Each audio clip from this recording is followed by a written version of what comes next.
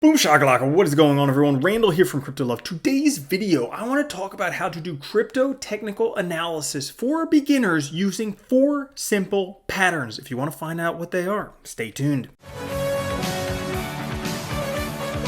Alright, what's up everyone? Randall here. We're going to go into technical analysis for beginners, how to do it using 4 simple patterns. Now before we do, make sure to like the video, subscribe, also click the notification bell. It helps out so much.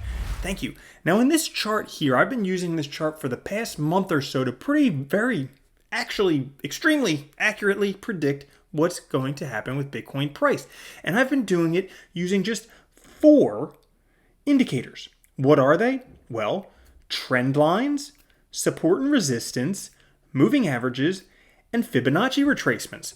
So how do we do this? Well, basically these white lines are trend lines, and I've been using them. You need at least 2 points on a trend line to actually create a trend line. But when you do that, we have point here, and we just extend it. We have point here, we just extend it. And generally, somehow magically, things seem to continue to bounce off of there. That ends up being the trend, and this trend is actually called a bullish megaphone because it looks like a megaphone. Now, another line that we've been using for this time would be support and resistance. So we had previous resistance right around $20,000. This dotted line right here in the middle of the screen. And as you can see, when Bitcoin came up there, it was rejected, it was rejected, it was rejected, it was rejected, and then finally it broke through. Previous support and resistance oftentimes end up being support and resistance for the time being. Now, furthermore, what I used was a moving average. This blue line, this is the 4-hour MA50. And basically, as you can see here on the way up, it was support, support, support, broke through, on top again, support, support, broke through, support, support, support, support. So as you can see, these moving averages can tend to be support and resistance. And then once we finally reached an extension of previous all-time highs, once we doubled it, the price started coming back down. Now, how did I know this trend line? Well, basically, there were 2 things. 1, I use Fibonacci Extensions, and 2, I look at big evens. Big evens are places where people will put sell orders, like round numbers like 30,000, 40,000, 35,000, 45,000, whatever they are. And there tends to be a lot of money exchanging hands. Well, Bitcoin made it all the way up to $40,000, but then couldn't break through and came back down.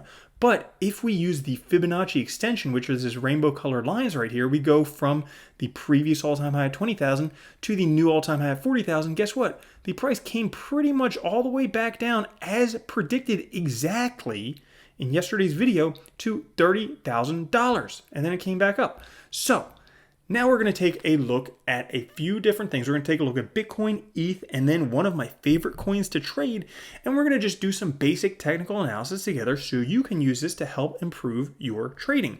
Now I will say on trading, 1 thing is I'm not an expert, and 2 thing is I don't trade regularly, and 3 things is if you're looking at anything less than a 4-hour candle, people say, experienced traders say anything less than 4 hours is just noise. So if you're looking at 2 hours or 1-hour candles, yeah, you may find trends there, but more likely it's just noise. So keep it to 4 hours at the minimum, but I prefer trading on the daily.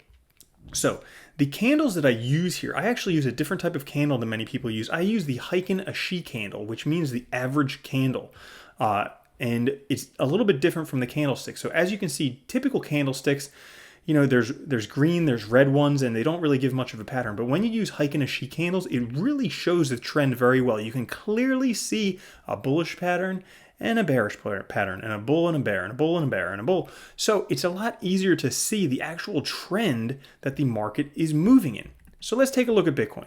All right, now what can we do to actually look at Bitcoin? Well, we can do a couple things. So like I said before, we can plot support and resistance. So if we just say resistance right there, and I'm just going to change this so you can actually see it, because that would make it a bit easier for you guys. Well, we had some resistance there, and as you can see, not only was it previous resistance there, but it was also resistance here, resistance here. Now, if Bitcoin ever does come back down again, that line would likely be support. But what are some other useful things? I really like Fibonacci extensions to see where potentially the price could come back and also where in the future it could go. So one thing I was talking about, and this is really interesting, was that I took a look at the bottom of the market right around $3,000 all the way up to $20,000. And when we took a look at that, the first Fibonacci extension at 1.618 is actually right around $30,000, right where Bitcoin bounced off of. So that's pretty crazy. But if we actually take this all the way up to where Bitcoin is right now, all right, and we can see Bitcoin price is resting right on top of the 78.6 Fib right now. So for some reason, these Fibonacci trends tend to work in real life. Now, as you can see here, this is somewhat of a parabolic rise. So I'm not going to use any lines on a regular chart, but potentially on a logarithmic chart, I could use some trend lines to try and figure out where the price is going. So if I wanted to do that, I would create a trend line and I would say, hey, from the bottom, where's the next point? Right up there. So I would take a look at this trend line right here. And I would say, you know, if Bitcoin comes back, this is probably the line that it's coming off of, because this is basically the bullish cycle that we have going on here, the bullish trend that we have going on here. If it even comes down, it would, one, bounce off of previous resistance here, $20,000, but also at this line, the further out we go towards the middle of 2021, the higher the price is going to get. So that's Bitcoin in a nutshell right now. We're just kind of watching how this pullback plays out. Now let's take a look at ETH. Now, when I look at ETH or any other altcoin, I like to look at the ETH Bitcoin comparative. The reason why is there's no point in trading an altcoin if just holding Bitcoin is going to do better for you. So when looking at these, I oftentimes like to look at the Bitcoin comparative. Now, one thing we can do right here is we can chart this trend line. So from the top here all the way down, we can see there was a trend where Bitcoin since about February of 2018 was not trading any higher than this. And let's stop making it like mustard diarrhea color and let's make it, there we go, white. All right, so as you can see, when Ethereum price started coming up, it hit resistance, and then it finally broke through resistance, and previous resistance becomes support. So now that is going to be support for Ethereum before Ethereum breaks off. Now, we could potentially take a look with a Fib retracement and see where are some lines of resistance for Ethereum. If we were to go all the way to the top there, look at this. Not only was this a Fib retracement, but it was also the top of the trend line. Now, when ETH breaks out above that, because we know that there is a big price target coming for ETH, previous all-time highs of $1,400, when it hits there, ETH could potentially take off, but the first place it has to break through is this 0.04 Satoshi's level, or 0.04 Bitcoin level. So that would be a big area of resistance for Ethereum. Now, we're going to take a look at my favorite altcoin for trading, Dogecoin. Now, why is this my favorite altcoin? Because it's an oscillator. I've made a whole video about oscillators and degenerators you can check out right up there.